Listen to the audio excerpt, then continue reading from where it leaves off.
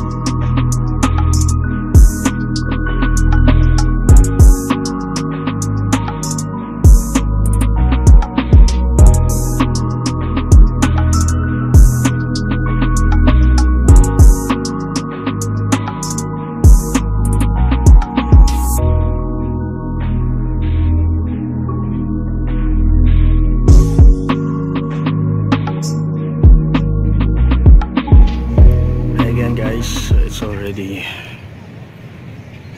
7:40. Already finished my routine. I'm gonna walk back out of here, Esplanade, and I'm also going to pass by the market to buy some vegetables for the day. So thanks for watching. Make sure to subscribe so that you can follow my Fitspiration vlog. Enjoy the rest of the day.